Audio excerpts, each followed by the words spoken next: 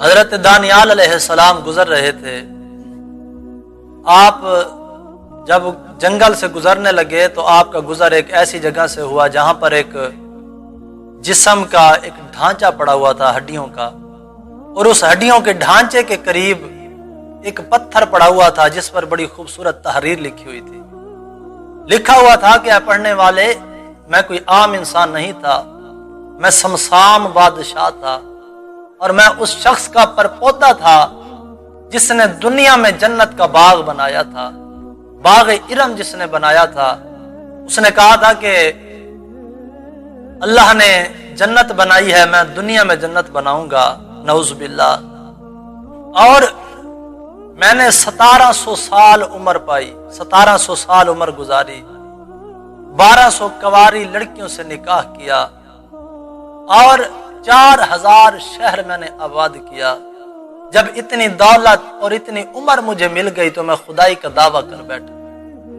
میں خدائی کا دعویٰ جب کر بیٹھا تو ایک وقت ایسا آیا کہ میں کسی کام سے سیر و تفریح کے لیے باہر نکلا، میرا گھوڑا سرکش ہوا اور جنگل کی طرف بھٹک گیا۔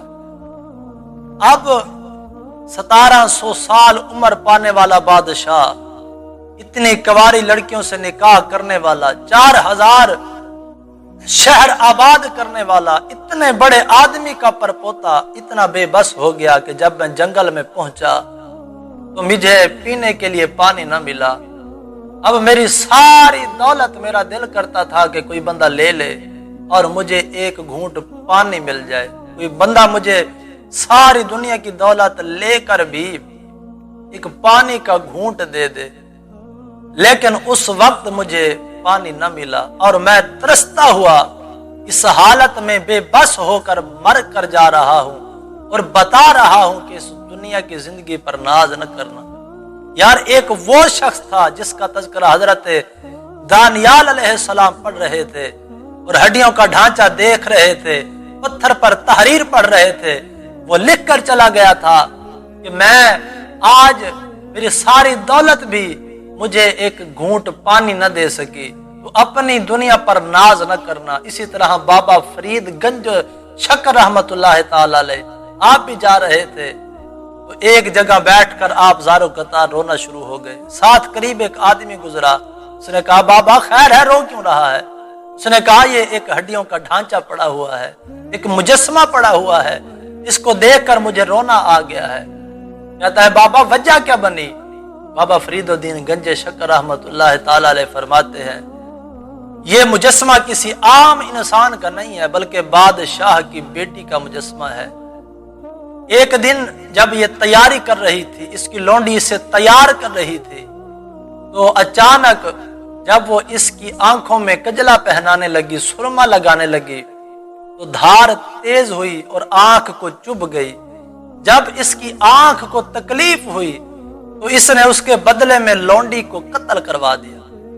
اس نے مجھے تکلیف پہنچائی، میں آج اسے مروا رہی ہوں۔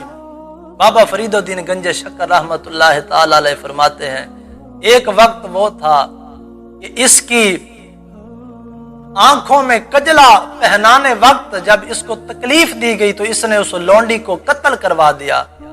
آج یہ وقت ہے کہ اس کی آنکھوں کو کموں نے نوچ کر کھا لیا، اور آج یہ بے بس پڑی ہوئی ہے۔